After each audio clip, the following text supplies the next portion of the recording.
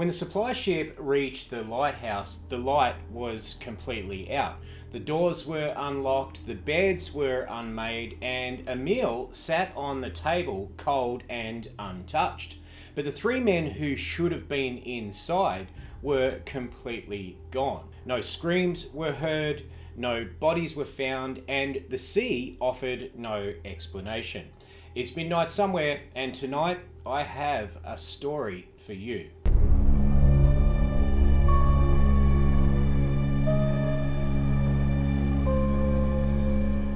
The Flannan Isles sit far off the northwest coast of Scotland. Jagged rock, relentless wind, and some of the most violent waters in the North Atlantic. In December of 1900, three lighthouse keepers lived alone on that island. Their names were Thomas Marshall, James Ducat, and Donald MacArthur. And their world was very, very simple. Keep the light burning, survive the isolation, and wait for the next relief ship to arrive.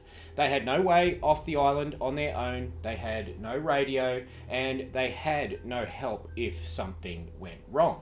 Only the light and the sea. Now, on December 15th, a passing ship crossed the horizon near the Flannan Isles, and the captain realised that something was very wrong. The lighthouse was dark instead of being illuminated, and this should never have happened. The light was the only warning ships have in those dangerous waters. But the weather was really brutal and landing was impossible, so the captain decided to move the ship on. So for 11 days, nobody investigated the extinguished light, and for 11 days, whatever had happened on that island remained completely untouched. On December 26, a relief ship finally reached the island to check on the lighthouse crew and also work out why the light wasn't working. And as the relief crew stepped onto the rocks, an unnatural quiet filled the air. There was no movement, there was no signal, and there was also no sign of life. The lighthouse doors were unlocked, and inside everything looked almost normal except for a few noticeable oddities. Two beds were unmade, while one bed looked as though it hadn't been slept in quite some time.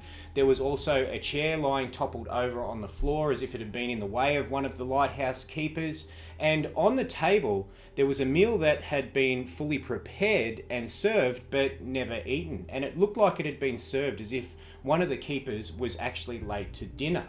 Then they noticed something that was very, very unsettling. Two of the heavy oilskin coats, the kind that the crew wore out in the bad weather, were missing, but the third was still hanging on its hook inside, which meant that one man had gone outside without the protection of his jacket. So all three men were gone, and one had left without his jacket. Now, when the relief team checked the lighthouse logbook, it read a very, very dark story. In the days before the disappearance, the keepers had written of relentless storms and towering monstrous waves and violent tremors shaking the lighthouse to its foundation. And one final entry reportedly read, "Storm raging, the sea is carrying us away." And then there was nothing. That's when the writing stopped, and that was the actual last entry in the logbook. And here's what made that entry even more disturbing. Official records for the weather showed no storm of that magnitude in the area at that time. Now, searchers scoured every single inch of the island looking for the men and clues. They found no bodies, they found no blood, and they found no signs of any sort of struggle. But they did find violence written into the rock itself. A heavy steel railing had been torn from solid concrete, massive, massive stones had been dragged from their resting places, and supply equipment had been smashed as though it had been struck by an enormous force. Whatever hit the island hadn't been gentle.